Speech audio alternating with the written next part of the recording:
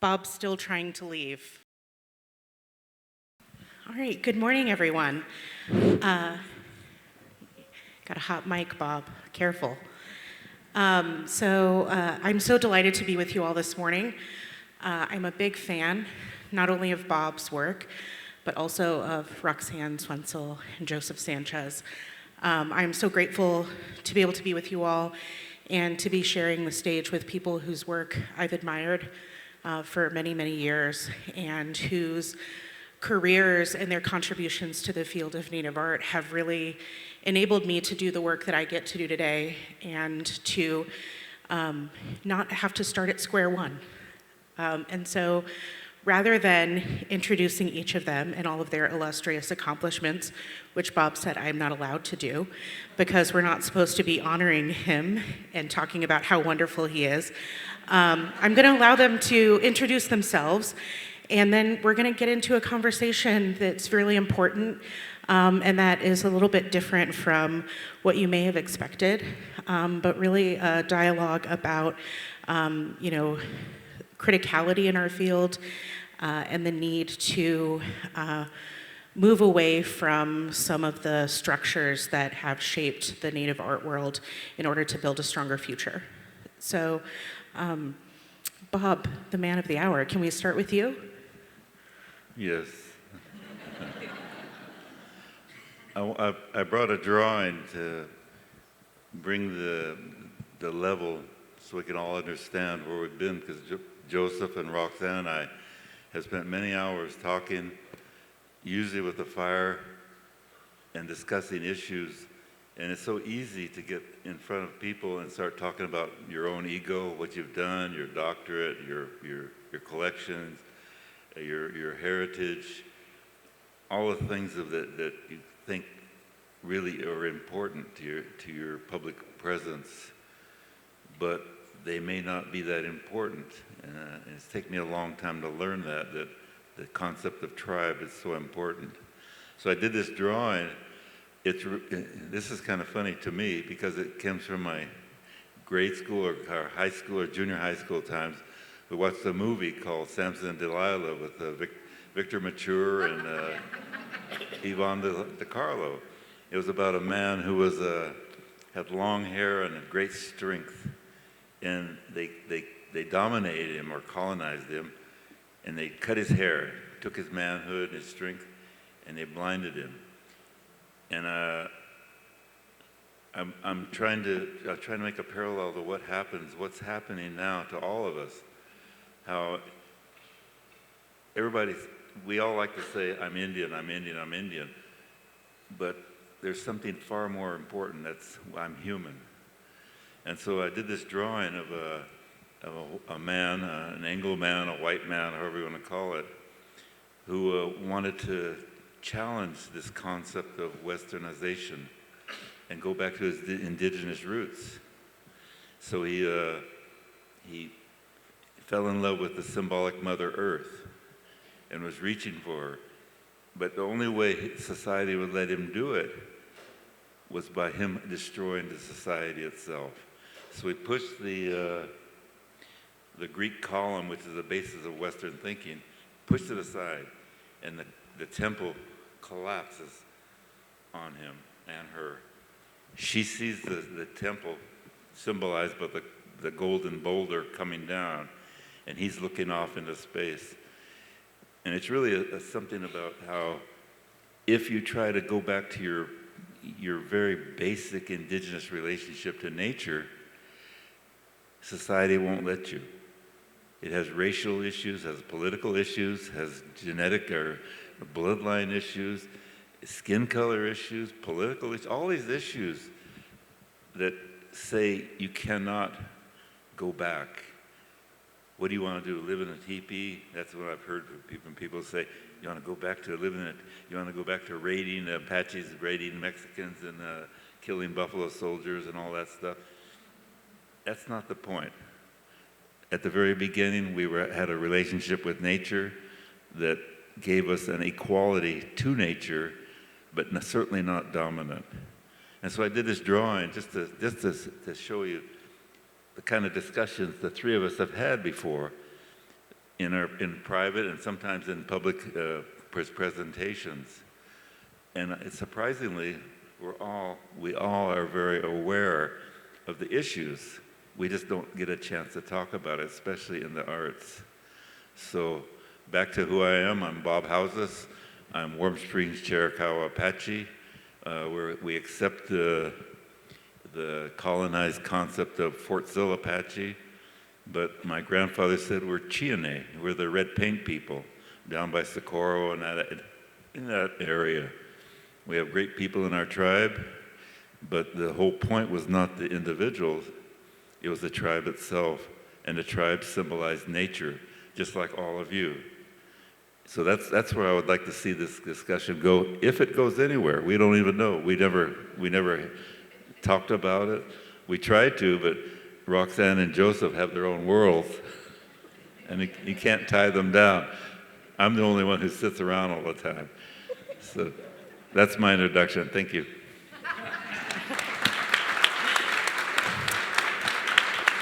Roxanne, will you give us some insight into your own world? Thank you, Bob, for setting the stage. Yeah, thank you. Actually, I would like to introduce myself in a similar way of saying, my name is Roxanne Swentzell. I come from a colonized Pueblo tribe by the name of Santa Clara Pueblo. We were originally called Kapo'owinge. So we were renamed when the Spanish came and called after St. Clair. And so we are part of the whole colonization story also. And I like starting from that point. I like to start with, where are we now, instead of an idealistic viewpoint of that, you know, we're all, I look out at you guys and it's like, right now I want to just say, man, we are all in this boat together, whether we realize it or not. What are we going to do about it? That's me.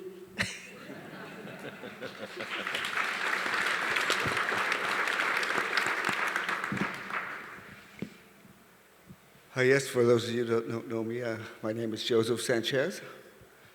I'm a longtime artist, a member of a group in Canada called the Professional Native Indian Artists, Inc. But as a curator, I've worked a lot with Bob as a collaborator.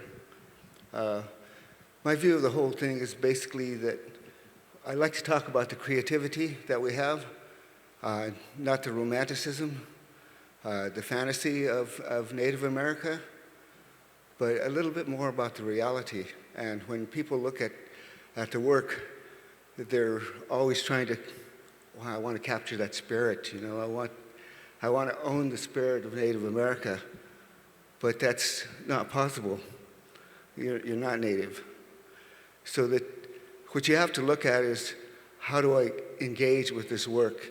And it raises the possibility that it becomes more than art.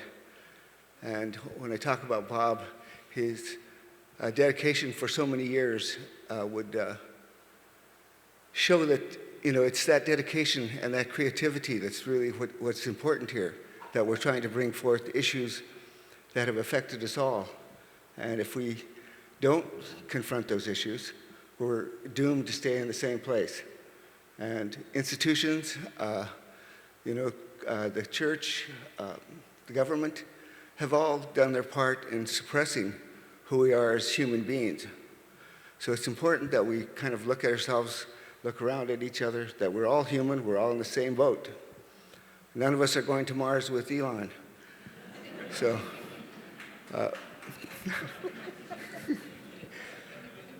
so it's a pleasure to be here. It's a pleasure to hang out with these guys all the time. We get to spend time together, and more with Bob than I do with Roxanne. But we do have these kind of fireside chats, and it started long ago, 15 or almost 20 years ago, when we did Bob's show, and we did a show called Indigenous Dialogue at the museum in Santa Fe, now called Mokna. But it started these conversations that we need to talk realistically, truthfully about who we are as human beings, not who we are as individual tribal members. We're not, I'm a kind of with this group, I'm an anti-hero person. I don't believe in art heroes. The selecting of one and leaving all the rest behind is not at all what I think the whole art world should be about. But that's basically the way it is today. You know, the European fantasy that there can only select one. Only one can be the great artist. All the rest of you are just in the staging. But that's not really true. You know, art is like for everyone. And I believe that we can, by opening our hearts, our eyes, our ears, we can listen basically to the ancestors, tell us what these paintings mean. Hopefully we'll get into conversations about how it's been kind of perverted, the whole idea of how Western art has affected what's called Indian art, and put us through standards that we don't necessarily abide by.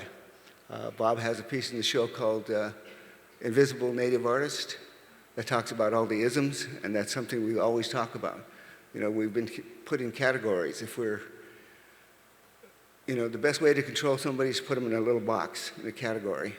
So we like to step out of the box as much as we can. So hopefully we'll get there. Thank you.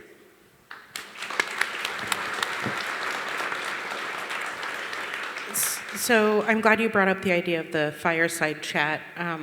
We have this drawing of Bob's projected behind us. And when I was visiting with Bob in preparation for this, he had said, well, I wish we could have an actual fire on the stage. And that was not possible. The fire marshal said no.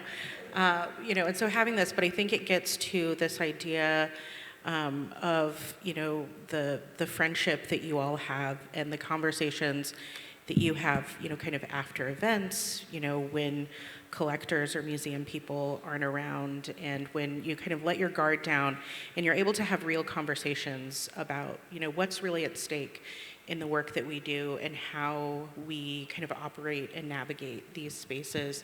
And I think some of the possibilities and limitations of working in art. And I think art itself is a very limiting term.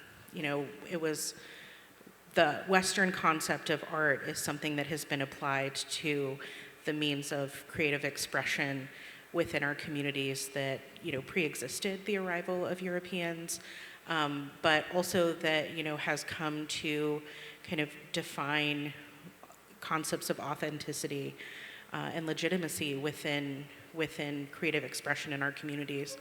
Bob, I know you talk a lot about vocation and how, you know, vocation has, and that training has, you know, kind of played a big role in this. Can you share a little bit about your thoughts on vocation in the arts?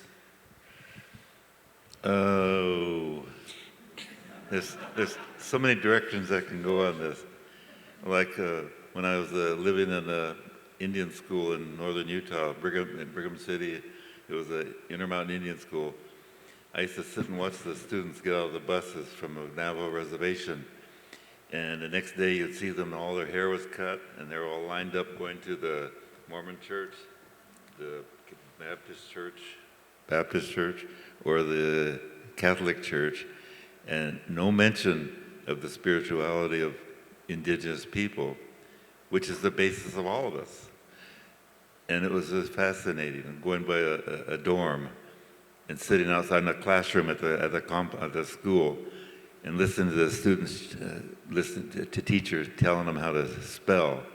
And I hear the kids say, Y-E-S, yes, Y-E-S, yes. And wondering, even as a kid, why aren't they saying N-O, no? You know, what? Or watching the movies in a big theater with all these Navajo kids that are so manipulatable. And when the cavalry comes over the hill and kills the Indians, usually Apaches, played by Navajos, sometimes wearing sneakers, and all the children are cheering for the soldiers. And so we were the employees' kids, all Indian kids of different race, different tribes, and we started cheering for the Indians, and they threw us out of the theater because the teachers, native teachers, the Anglo teachers, the school, they didn't want any kind of cultural recognition. And so the education system keeps going on and on. It's not based on the basics of any people, which is spirituality, philosophy, and cultural knowledge. It's based on vocation. So when I do a piece about vocation, which is a play on location, we all know, it's really about how our education isn't based on the living earth and our relationship and our tribal identity, which is tied directly to the earth. It's really about money. So the golden boulder that's coming down to crush him because he wants his indigenous roots and the knowledge, that's what we face today.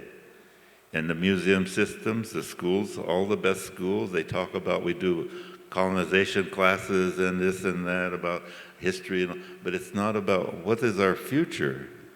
What are we teaching our children if we're just teaching them money? What about the earth? What about the death of the earth? When you see Roxanne's work with the nature, you see that she's taken us somewhere. You hear Joseph's words, he's taken us somewhere. And one of the things I found out, we had big group meetings in my house sometimes, other places, and we always talk about, I have a doctorate, I got this ribbon here, I'm the best at show here, I'm somebody. But we start a fire, and that slowly goes away, and all of a sudden, we have these, as Joseph says, the fireside chats that come from our hearts. And that's what that's what I think we're all trying to do. We're trying to find out where is our heart, and have to bypass the colonization, bypass the introduction, even the education, and find out what is it that makes us indigenous. And I think that's an important place to go for Native people. Bob, you referenced, Roxanne's work, and I think, a lot of folks in the audience here have seen your work and know you as an artist, but some of them may not know about the work that you've done with the Indigenous Permaculture Institute and, the teaching that you do. Can you talk a little bit about, that practice outside of your artistic practice and maybe how it is also deeply related and tangled with the art that you produce?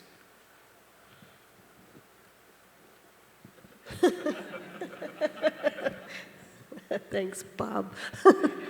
How do I want to answer that?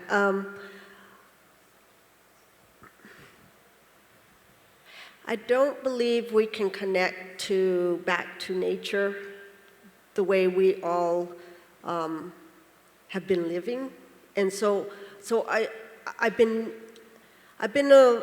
an artist looking for herself, really, and in that process of looking for myself, that's not just as a Native woman or as a woman or as a mother or grandmother or on, but just as a human being that is living a life in this time. And I think that I have always found myself drawn towards the environment, towards the natural state of things, because if any of us, I just know this, if any of us dig deep enough within ourselves, what do we find? We find our connection back to place. What is place? It's the earth. It's some place on this earth. We are all indigenous to this planet somewhere. And, we can hold up, oh, they're an indigenous people over here. And it's like, it's just because they didn't move from their original place. And it's kind of like I believe that we need to reconnect again to our original indigeneity, that big word, and find out who we are. And so when I think, does my art is separate than, the environmental work that I do, I don't think so, because it is going back home to ourselves, to myself, which is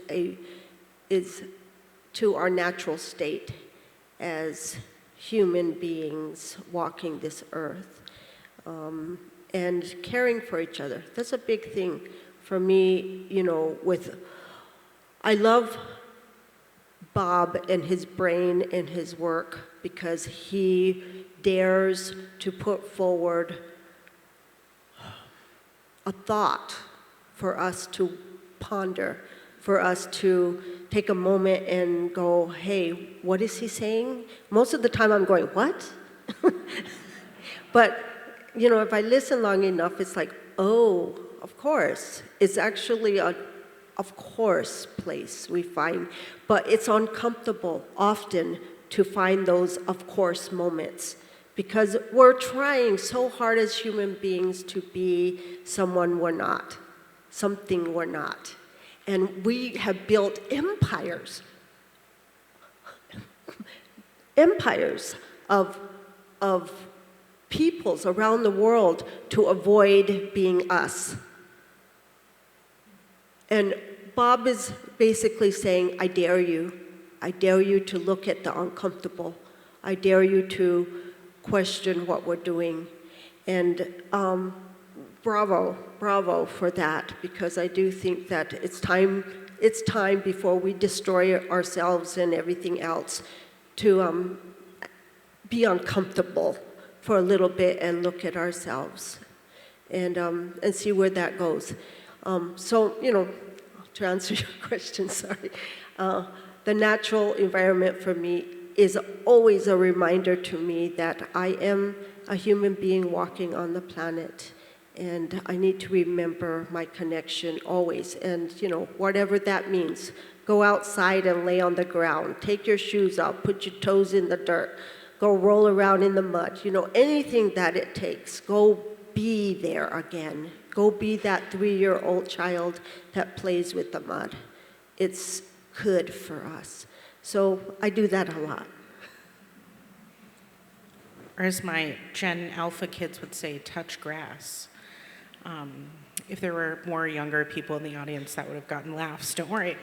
But I think you bring up a really great point about we don't like to be uncomfortable physically, but also intellectually. We don't like to be challenged. And I think Bob's work really pushes those buttons in a way that makes people very uncomfortable. And I think in a way that, people aren't prepared to engage with some of these questions that you're raising. Joseph, I know you've worked with Bob for a long time, and you've worked, as an artist, but also kind of on the institutional side of things. Can you talk about kind of navigating those spaces and the challenges of making people uncomfortable within your own practice or when you've collaborated with Bob? Well, I think it's what that's about is our ability to speak the truth. The truth of who we are. Do we even know? Speak to the vocation part of it, the institutions that say the vocation of a Native artist is to keep the tradition going. That there's, I did a piece for the Hood Museum and as well, and talked about that tradition. And I myself believe that we are more creative than that. The institutions themselves have suppressed our creativity by making it valuable. Again, we talk about creating art heroes within this environment, so that only a few artists get selected. What about the rest? And right now it's the younger artists who get all the accolades.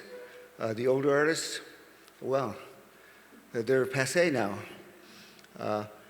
But the older artists had a hard row to convince people that they were making something that was from themselves, talking about real truths about themselves. Or in the case of someone like Bob's father or somebody like Norval Morrisseau, they talked about things that they knew, they grew up, they saw. So those aren't romantic ideals. Those are truths. And the museum structure has allowed for too much of this romanticism to be infused into what we make as art. You know, first of all, they created it and called it art. But, you know, we don't really look beyond that. We haven't encouraged creativity within our own people.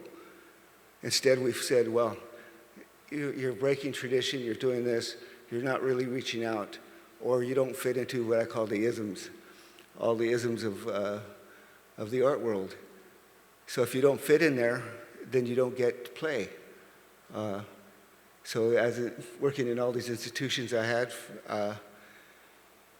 the one thing I want to do is get everybody to play. You know, this idea that we can only be separated by, well, they use culture to separate us. Indigenous, what tribal group are you from? What is this? All the things that work more towards separation than the inclusion of all of us. You know, as an artist, I paint things that people wouldn't say that they're Indian or native, but they are what I've experienced. You know, and I think when you look at Bob's work, you look at Roxanne's work, we're talking about who we are as individual people, not individuals. The idea that individuality is more important than creativity is a wrong concept for museums and institutions. You know, it's not inclusive. Everybody needs to be part of the game. You know, otherwise our children, they don't get to learn. Children should be a part of this museum. I go to a lot of museums. In Santa Fe, I opened a museum specifically to help children, to let them run around free within there so they understand that this is not only an education for them, but it's something that it's not so precious that they can't understand it. You know, I think in a way academia has tried to dumb us down that we can't understand what's really going on. I would say that's not true. We have an institution putting pressure on you to think that if you don't have your degree, you're not really worthwhile. Or can you be creative even if you haven't gone to art school? That's totally a fallacy. Some of the most creative artists are the ones that never went to school. You know, and we stay within, as long as we keep those categories tight, it's control. You know, we know all about the governments, and we know how everybody wants to control. You want the power over the artist. You want your work to be the most valuable. So you support only that artist. I'm totally a community guy. I think the whole community should be participating in the arts. I'd like to see a bigger community here.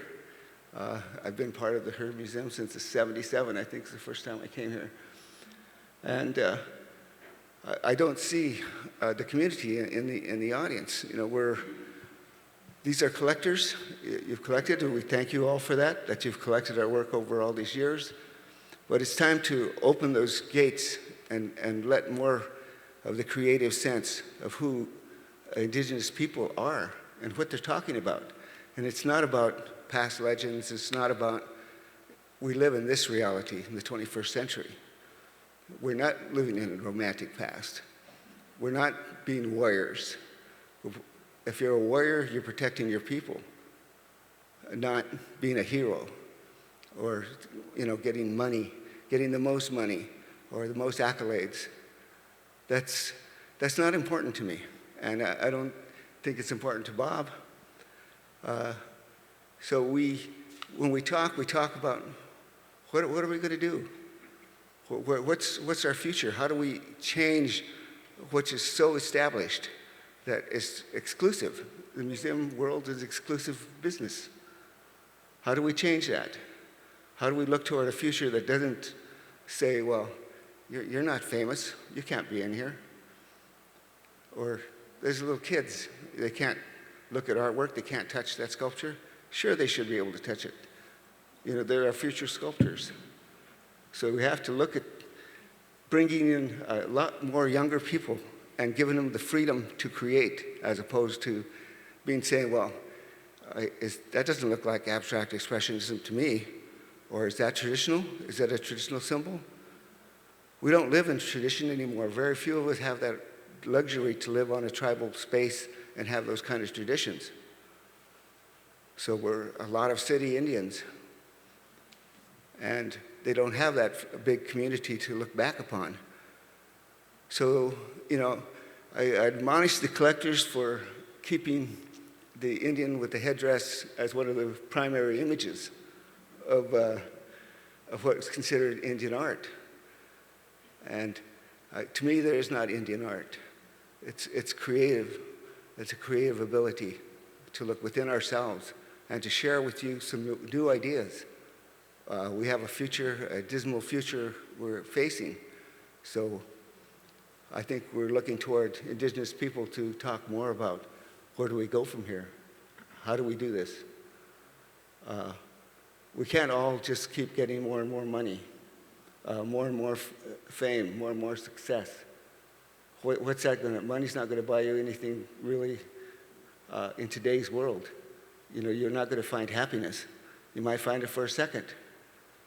But we've placed too much emphasis on the value of art, its monetary value, and that's what creates the best images. If my piece is worth $4 million, oh, it's got to be the best work ever. Might not be. So you got to kind of open your minds and look beyond what we've been trained as to think the art world is. Because the art world, to me, is like a scam.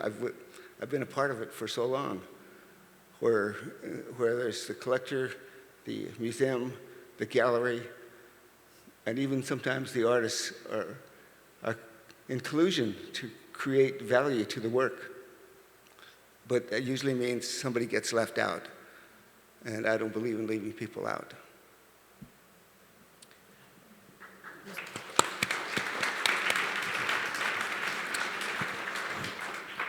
So, you know, I'm thinking back to something Bob said yesterday. When he was signing books, he accidentally signed one Robert. And he said, oh, that's what I have to do with my tax guy.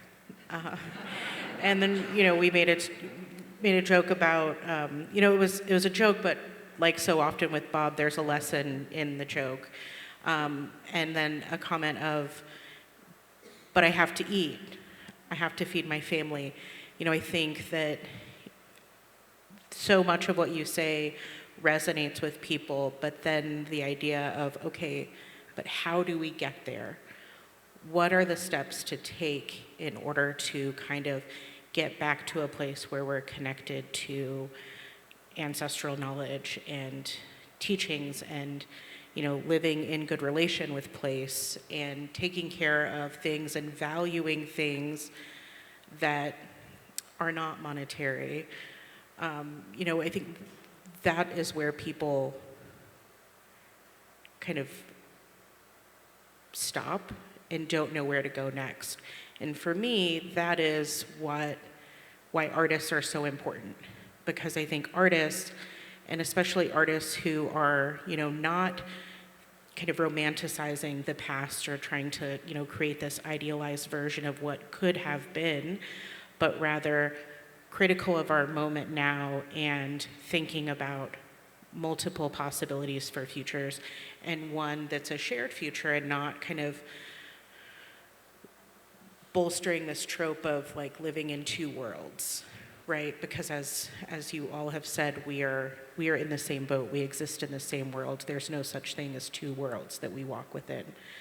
So what are some things you might say to people who are curious about, well, what might be a first step? How can I contribute to building the kind of world that you're all discussing? Well, I think it's important for the collectors to open the minds of the galleries to allow more work into that's not necessarily, in quotes, Indian. You know, we've been forced into a narrow little area, and it hasn't allowed Native artists to expand like, the other artists of the world. So if you don't stay within those categories, you're in trouble. So how do you support your family?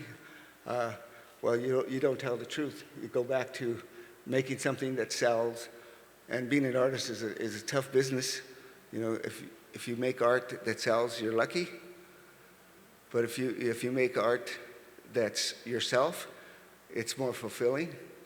If you have visions and you share your visions, so it's an education of the collector that we need to guide the galleries beyond this narrow view of what art is, and especially Native art. I mean, I live in Santa Fe, whereas galleries are, everything seems to be the same.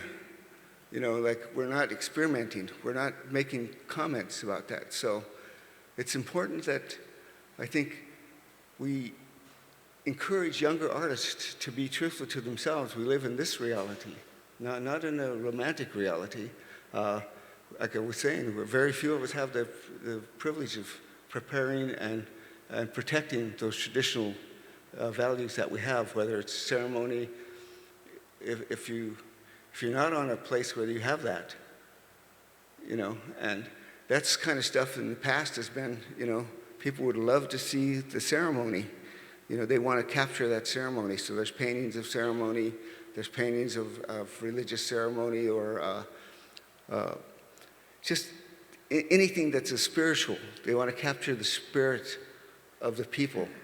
And as Bob was talking about in his painting, it's we don't need to, we're all indigenous, but, we're being suppressed.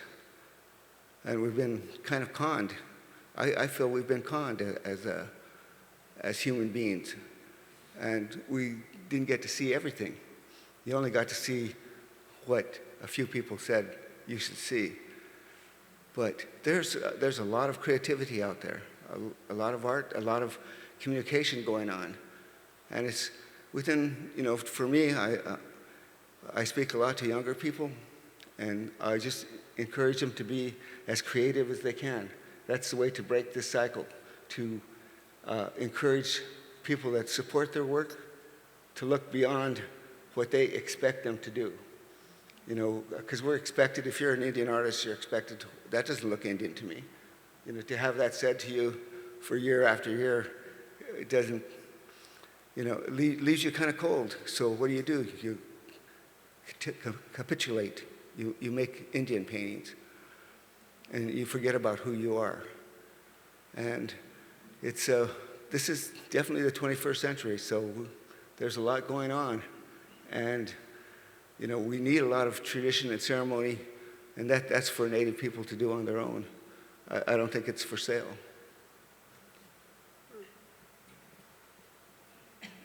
Bob, Roxanne, you want to give your thoughts on steps forward?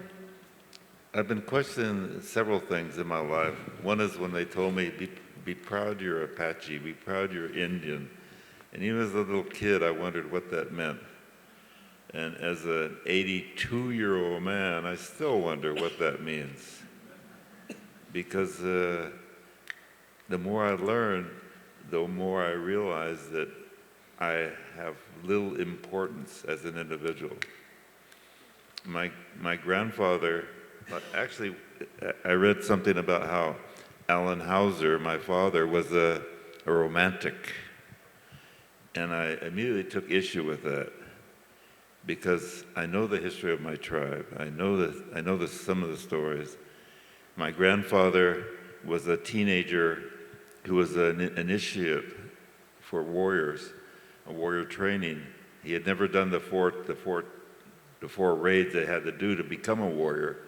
So he was serving the warriors with food, taking care of the horses, feeding them, stitching up their moccasin, all that stuff that an assistant would do, learning the trade of defending his people. And he would tell these stories to my father,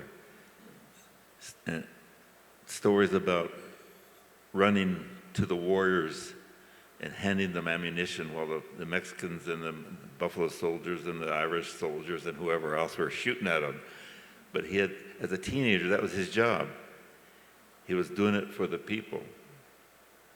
And he told the stories of the ceremonies and the people he loved and the land he loved. And my father listened to it. And my father shared with you what he saw as his story. I consider myself a contemporary storyteller, not an artist at all. I'm telling you what I see, and I try to put as much honesty behind it as I can. So when somebody says, Alan is a romantic, I say, no, he's following the tradition of telling you exactly what he saw. We all have the potential of being storytellers if we're honest with ourselves, but to be a true oral historian or a storyteller, you have to tell the truth and repeat it correctly.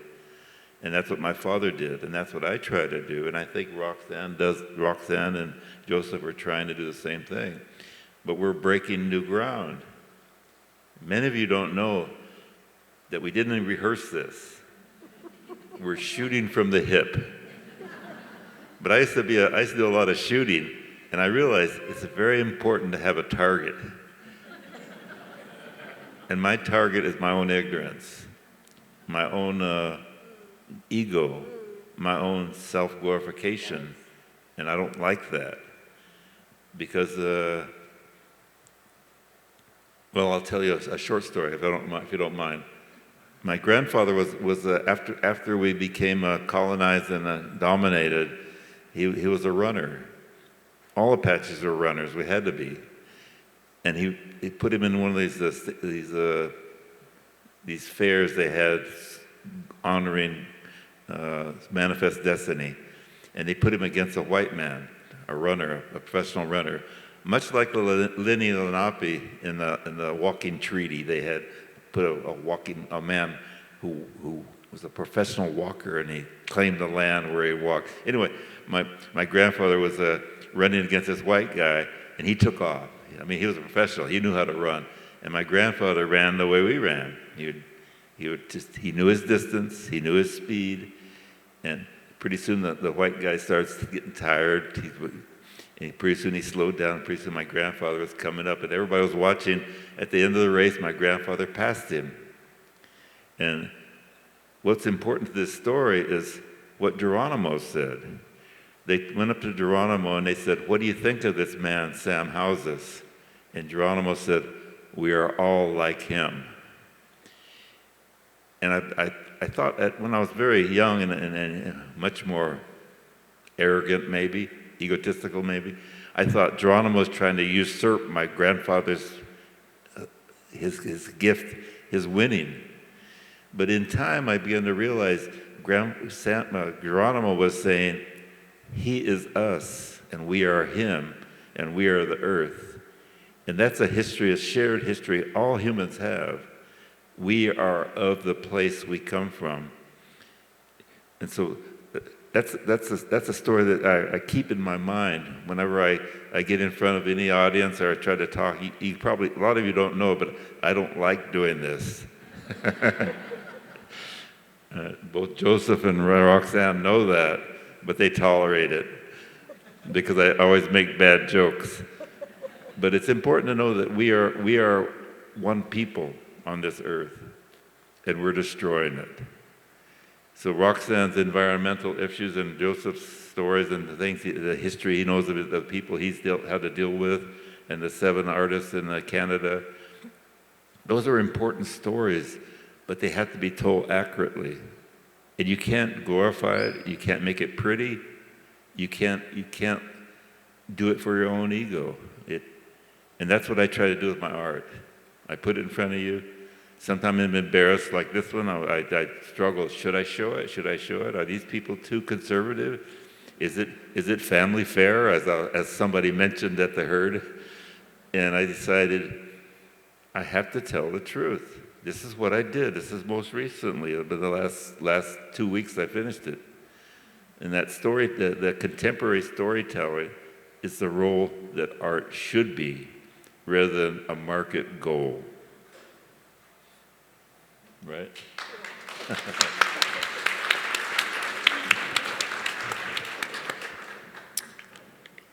I think that one of the things that I admire so much about you and your work, Bob, and why I enjoy visiting with you, even though most of the time you're just humoring me and all of my questions, is that you have this ability to be self-reflexive and not in, this touchy-feely way, but you recognize that in order to kind of live up and hold yourself accountable to values that are important to you, that you have to constantly reflect on what you're doing and how, you're complicit in these structures that that you're critiquing. But I also think that that's something that we, as all humans, can kind of relate to. And Roxanne, you've talked about, I think everyone's talked about finding our shared humanity. And I think I've told you this story, Roxanne, before, maybe, but one of the first shows I did at the Hood Museum was called Form and Relation, and it had work, both of you and your daughter Rose, in it, and there's one piece in the show called Sitting on My Mother's Back.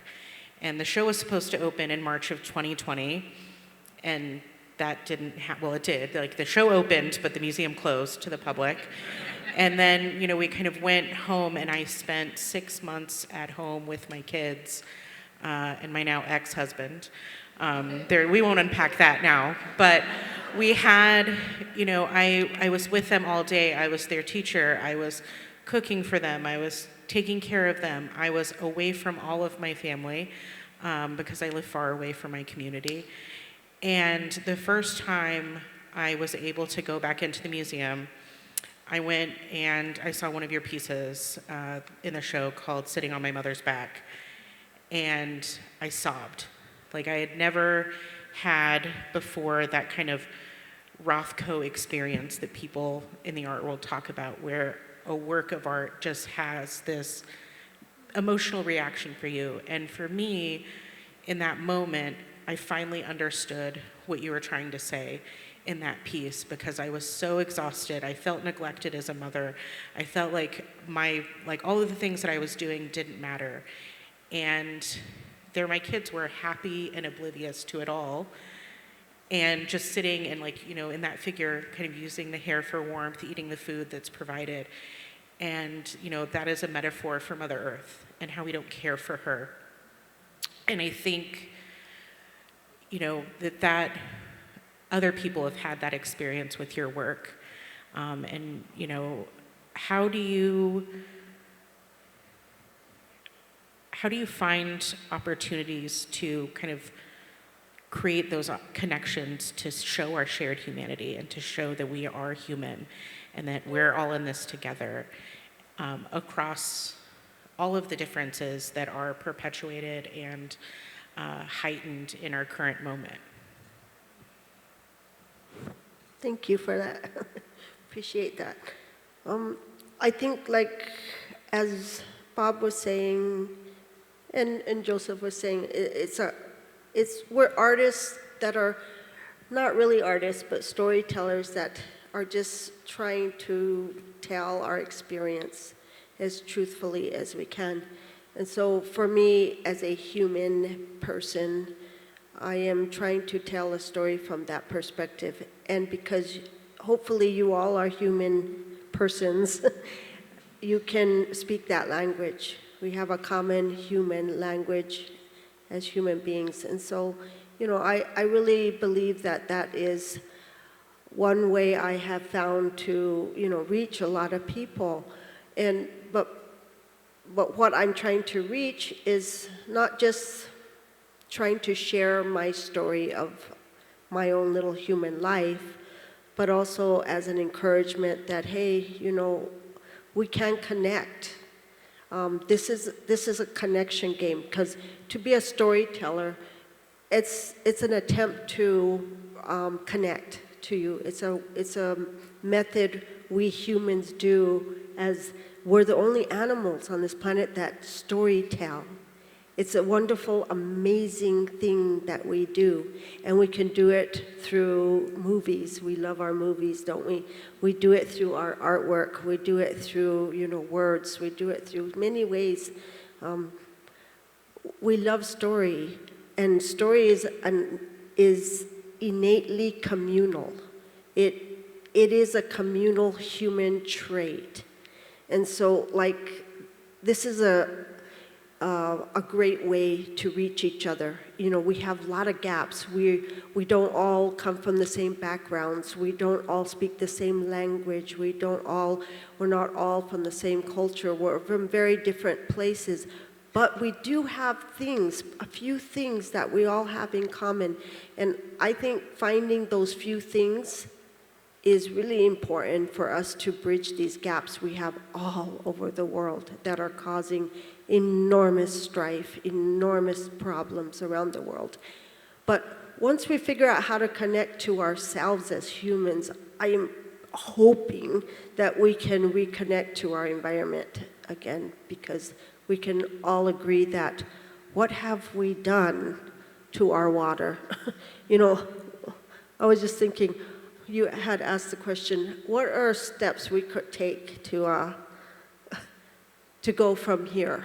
And I think for this conversation in this group, it's like, as artists, we're asking you, we're begging you, question things that you took for granted. Question big topic, our money worldview, our way we think of valuing things, the way we value things based on money, the way we value things as what's important and what's not important. Wow, let's just question that.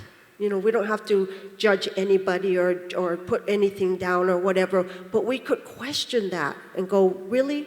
Really, that one's more important than this one?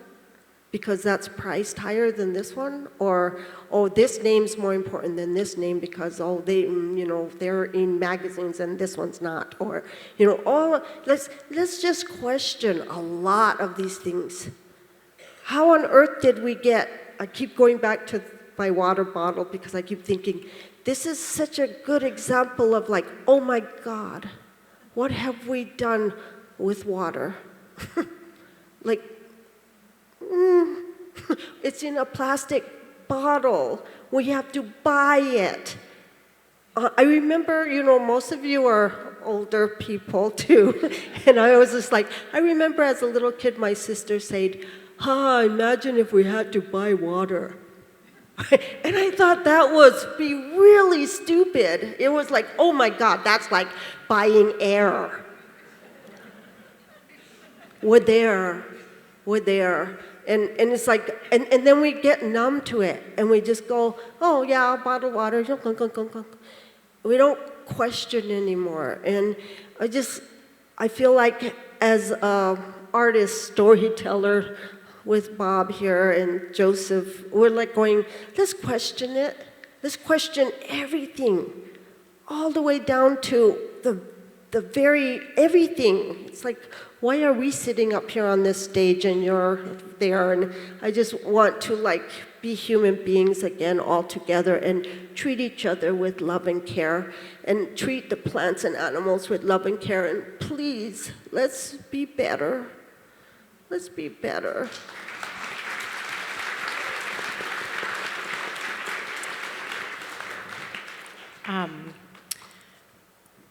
It's already been an hour, Bob. Can you believe that went so fast? Oh, no, I was just, so we're almost at time. That was beautiful, Roxanne, and I think a reminder and a push for all of us to ask more questions. And I also appreciate the reminder that asking questions isn't an attack on someone, right? It's human of us to ask questions and to share story. So thank you for that. Bob, do you want to say anything before we wrap up? Yeah, I want to, several things. I work with a Norwegian man, a filmmaker, and we ran into problems. But before that, I was talking to Chief Warren Lyons from the Onondaga people, and I asked him, what's the difference between white people and Indian people? Not in terms of race or skin color, but really the philosophical difference. And he said the white man worships man's laws, and indigenous men, they believe in nature's laws. So this Norwegian man, who I didn't realize they're called the environmentalists of the world. They're very concerned about the environment, but the politics of Norway are very restrictive on what they can say and produce in their films. And the religion was very dominant, had a thumb on what you could say that was contrary to their beliefs. And we had a problem. And finally, we were discussing it, and I said, all we have to do is use our common sense and deal with this problem. So I was thinking of common sense in terms of commonality, of nature's laws. And he said, Bob, your common sense is different than mine. And it's true. It's true. On a social level, yeah. On a historic level, maybe true. But on a very basic level, whereas I'm trying to go with my own thinking, we are all the same. So common sense has to do with nature's laws. So the other story is I was whining and complaining, as Joseph and Roxanne have heard me do before, repeatedly, over and over and over and over. I talked to a friend of mine. I said, look what happened to my tribe, because he had taken his people in California, a man named Frank Lapina, a lot of you have collected his work. He's a wonderful man and very wise, and he and other people brought back the Californian in people from what we assume were extinction. They brought them back. And I asked him, how did you do it? Look at what happened to my tribe. They took our land, they took our language, our philosophy, our spirituality, they took our young people, they gave us their religion, they gave us everything. How do we get it back? And I was really serious. And all Frank said was, you never lost it. And it's so profound, but so simple and maybe even childish to hear that. But at the same time, it took me a long time to realize that, as Roxanne said, we all need a place to stand. That's what a tribe is for us. That's our land. We all need a place to relate to come from, and to go to. We came from a cave. We were taught by the gone spirits how to be human beings. And when we died, we went back to the cave and gave our knowledge back. That's a metaphor for our relationship to nature, which we all came from. All human beings came from that relationship to nature, unless you let the politics of religion and society tell you otherwise. And that's kind of what I use for a basis. It may not make you feel good or be comfortable, but for an artist, we use symbols. There's no such thing as art. It's an accumulation of symbols of your whole life that you put together and to communicate with.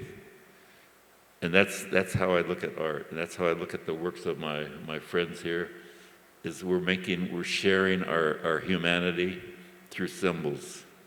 So that's pretty much what I want to say. Thank you.